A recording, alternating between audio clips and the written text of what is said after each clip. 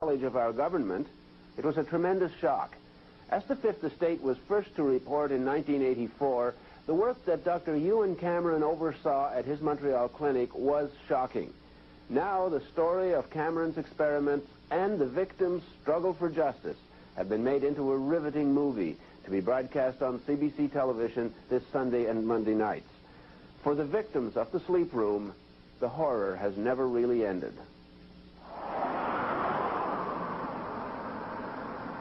Even if you don't know the history of the Allen Memorial Institute in Montreal, it looks like a natural setting for a movie. A horror movie, maybe.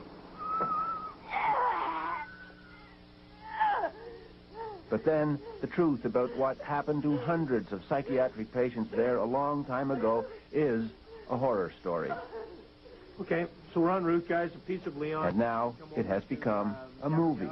A dramatized account of a bleak chapter in the history of Canadian psychiatry, produced by a former Fifth Estate documentary maker, Bernard Zuckerman. Literally could not make change for $1. The central character in the TV movie is a world-renowned psychiatrist at the Allen in the early 60s. His name was Dr. Ewen Cameron. Dr. Cameron. It's the classic story of good turning to evil in its most simplistic terms. I mean, Dr. Cameron started off as someone who was probably one of the most enlightened psychiatrists in the country. But then something happened. And whatever happened, suddenly here is this enlightened doctor, this noble doctor, who begins doing more and more and more bizarre experiments on his patients to the point where he is destroying the minds of hundreds of people. These are the days, and ours are the occasions. Inspired by the exuberant post-war optimism in technology, Cameron thought he'd achieved a major scientific breakthrough: how to repair a damaged human mind. The media rejoiced, even coined a phrase which would become a tragically silly oxymoron: beneficial brainwashing. Linda MacDonald was a young mother with 5 children under the age of 5 when she started feeling low. Her family doctor knew just the man to make her better. I was tired, I was depressed, my back was hurting. And so he said to the children's father, why don't you go to Montreal and visit this Dr. Ewen Cameron, this famous man who has all of these accolades, and have an assessment. So we went. My medical file even says that I took my guitar with me. And that was the end of my life. Within 3 weeks, Dr. Cameron decided to call me an acute schizophrenic and ship me up to the sleep room. How long did they put you to sleep for? I was in a coma for 86 days. 86 days of unbroken sleep. Yeah. Total comatose state. The theory was simple: erase a disturbed mind and start all over again. One of Dr. Cameron's colleagues at the time was Dr. Peter Roper. The aim, I think, really was to wipe out the patterns of thought and behavior which were detrimental to the patient, which were sick, and replace them with healthy patterns of thought and behavior. I think this may have been stimulated by the effects of the American prisoners of war in Korea, how they seem to have been brainwashed. The movie, called The Sleep Room, dramatizes one technique for brainwashing: extreme sessions of electroshock therapy, massive jolts of electricity 3 or 4 times a day for weeks. According to her hospital records, Linda MacDonald had 100 of these treatments. She entered hospital for treatment of what we can now guess was postpartum depression. Her records show the results of shock and radical drug therapy. May 15th shows some confusion. June 3rd knows her name, but that's about all. June 11th doesn't know her name. I had to be toilet trained. I was a vegetable. I had no identity, I had no memory, I'd never existed in the world before. Like a baby. Just like a baby that has to be toilet trained. She eventually went home, her depression gone, and her entire previous life gone with it. And this is one of the twins. That was in '62 before I went to the Allen. And this is the same one, I think. I just look at the pictures and I know who that is, who they are, but I don't remember them as my children at all. I mean, I know that they came from my body, but there's no, that's all. I don't know, and that's because I was told that.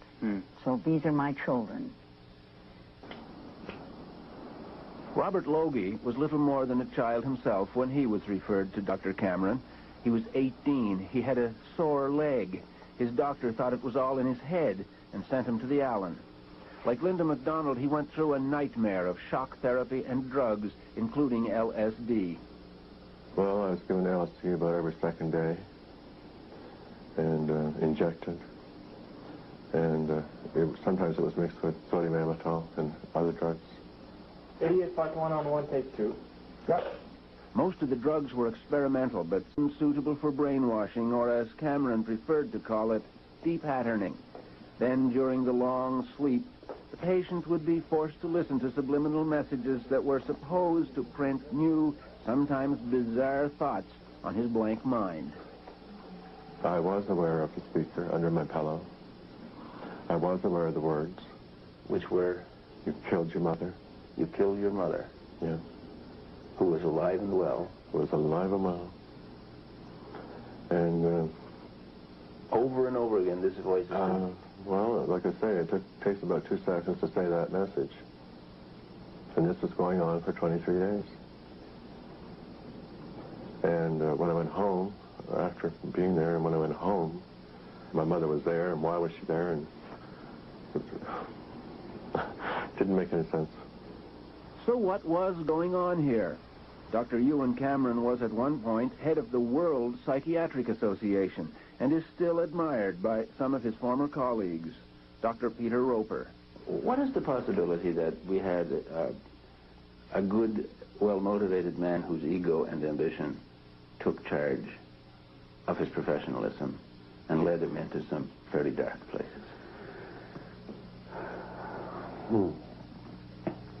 Well, I would put that chance as pretty slight. I think it's more likely that if he'd been around to defend himself when this story came out, we'd have a totally different picture of it. What would he say? Put yourself in his shoes. What would he say? I think he'd say, look, I treated these patients to the best of my ability. I didn't get all of them well, but most of them I got better than they were.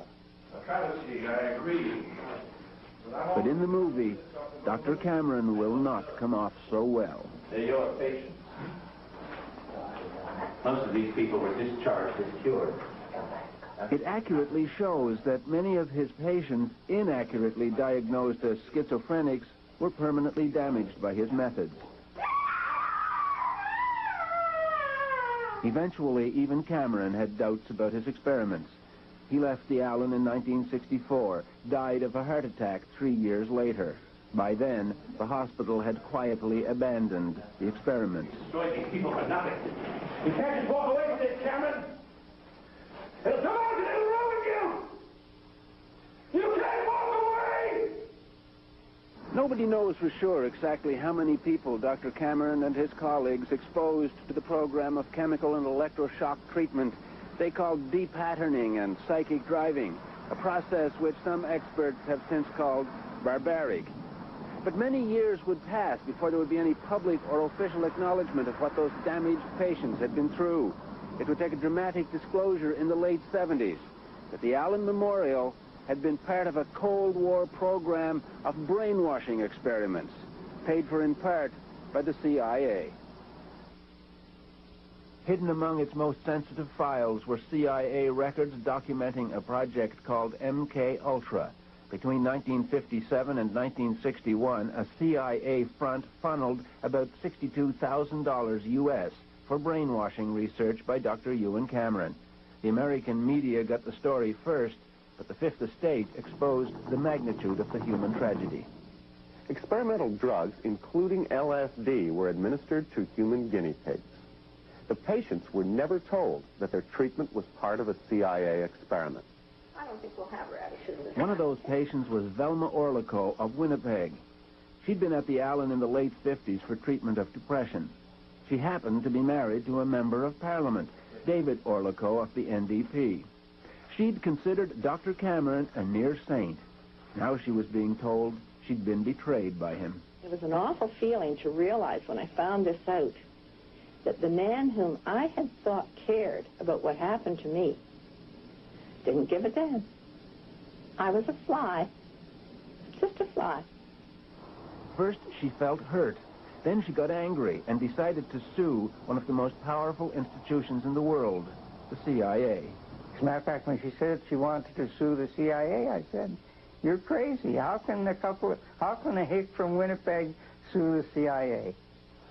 But she did, along with 8 other former patients, a massive lawsuit that would consume many years and become an obsession for a distinguished American civil liberties lawyer named Joseph Rao. Cameron, all he did was what the CIA was in effect asking him to do, and what he said he was going to do, and he did it. Rao and a young assistant named James Turner knew they were up against a formidable opponent in the CIA, but they thought the odds would be evened a bit by help from a natural ally. They were in for a disappointment. But we expected to have a very potent ally in the form of the Canadian government.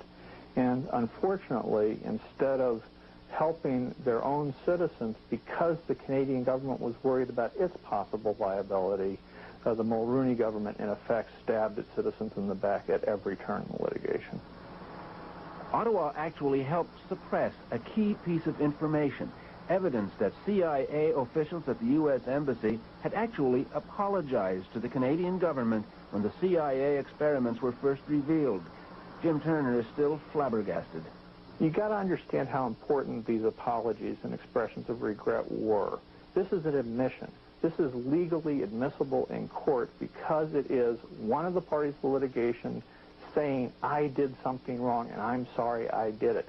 That is prima facie evidence of negligence and of wrongdoing that goes a long, long way to bringing the case to a timely conclusion instead of the protracted 10 years of litigation that we had. And action. Mr. Mulroney. The movie underscores the impact of Ottawa's refusal to give the lawyers details of the CIA apology. The lawyers eventually upped the ante on the Fifth Estate. And action? Tonight on the Fifth Estate, startling revelations about the activities of the CIA in Canada. With the publicity wave gathering momentum and the strength of the victim's case becoming more apparent, the CIA caved in the day before the trial was to begin. They settled out of court for $750,000. At the time, it was the largest settlement the CIA had ever awarded, and it provides a dramatic finale for the movie. Because we made them. They couldn't beat us. We won. You write that down, mister. Producer Bernard Zuckerman says, besides the financial terms, this was a major moral victory. Here you've got 9 little Canadian victims taking on probably the most powerful institution in America, the CIA, and these little Canadians, they win. They get the CIA to settle and give them money and, in effect, an apology saying what we did is wrong. The movie ends with a CIA settlement, but the story didn't end there. Troubling questions would persist, especially about the government of Canada. So why was Ottawa so ambiguous when it came to helping some Canadian citizens get compensation from Washington for what they endured in a program that was inspired mostly by American Cold War fears? Well, the answer was simple. The government of Canada was even more deeply involved in the Allen Memorial experiments than the Americans. Dr. Cameron's experiments were funded to the tune of $500,000 by the Federal Department of Health and Welfare during the 50s, and the funding didn't stop then. They kicked in over $51,000 after the CIA project ended in 1961, which was when a young, stressed-out mother named Linda MacDonald became part of the Allen Memorial story. When she discovered that her own government had been funding brainwashing experiments on her, she made a dramatic decision. You decided to take on the government of Canada. Oh, sure. Well, hey, considering what I'd already been through, that was a snap. You know, what else? Why not? It must have become obvious to you fairly quickly that you were ramming your head into a brick wall. Yes. I'm stubborn, too. It got to the point where every time, whether it was John Crosby or Raina Titian or then the Honorable Kim Campbell, it got to be, you guys, we're gonna stay alive. And I said that to Brian Mulrooney, too. If you think I'm going away, you've got another thing coming. I'm not going to go away. I finally discovered... Linda MacDonald would hound the federal government for 4 years before finally in 1992, Ottawa grudgingly agreed to compensate her and some of Dr. Cameron's other victims $100,000 each in exchange for signing away the right to sue the government or the hospital. But it was an ambiguous victory. Ottawa refused to acknowledge any wrongdoing at the Allen, a conclusion backed up by a legal review of what happened there. The report by a prominent progressive conservative lawyer relied partly on expert advice from Dr. Frederick Grunberg, one of Quebec's leading psychiatrists, who made two controversial assertions: that patients hadn't suffered irreparable harm and that they had consented to the treatment. Well, what I meant is that the patients who were admitted at the Allen Memorial Institute were patients who went in voluntarily. So the sort of consent they gave is what was went on was a sort of general consent to the hospital. The sort of consent that was given for surgery or for any other procedure. Consent had nothing to do with it. Dr. Cameron did not describe the treatment. He did not clarify. He did not give any way, shape, or form any kind of a hint of what was going to happen. That's not consent. And I don't even know whether he talked to me, because I'll never remember anyway. Dr. Grunberg shares a widely held view in his profession about the legacy of Dr. Ewen Cameron. I think he was a misguided man. He worked on a sort of a poor theoretical basis, and I think he was imprudent, considering.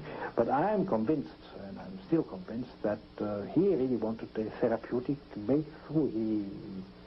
He had this motivation that he was going to break this terrible condition. You seem to be saying the things that Cameron did were awful, but he meant well, so we'll forgive him. And the victims or the patients will have to live with the consequences. It's not a question of forgiving. As I say, the thing is, we put what he was doing in the perspective of his time. And a lot of awful things were going on. A lot of people are saying, considering the accepted practice and the science available at the time, this was an appropriate thing to do to you. It wasn't treatment, if that's what you're suggesting. It wasn't treatment for anything, not a toenail or anything. It was out and out guinea pigs for brainwashing experiments. That's what it was. It's been more than 33 years since the Allen put an end to the practices initiated by its most notorious doctor. It has recovered its world-class reputation as a leader in the treatment of mental illness. Dr. Peter Roper was dismissed from the Allen 2 years after Dr. Cameron left. One of the reasons, he insisted on following Dr. Cameron's technique. You argued strenuously to continue the depatterning of your patients. Well, I felt that I had a duty to my patients to give them the best possible treatment. And if there were some that were not responding to any other form of treatment, the only thing left was depatterning for them. Then I felt that it should be done. You sound almost nostalgic for the 50s and 60s. Oh, no, it's not nostalgia. It's a question, I think, that bothers a lot of doctors, but it's rather sad if they're prevented from having that treatment because of administrative political or other reasons which had nothing to do with good medical practice. For Linda MacDonald, good medical practice in 1963 turned an emotional crisis into a horror that would haunt a lifetime. Here we are. This feels strange. This spring, she returned to the Ottawa High School, where she graduated in 1957. Hi, Linda. I'm Ann Argue Highland. How are you? Hi. I was in the Liars Club. I don't know if you remember. I don't remember at all. No, I guess not. Oh, and all of these people, we knew all of these people. She has no memory of this place or those times, or even of who she was back then. Oh, there I am. Look at me. Did they call me Linda? Yeah. I am who I am today. My family tells me that I am very much like the Linda that they knew when I was growing up. Gregarious.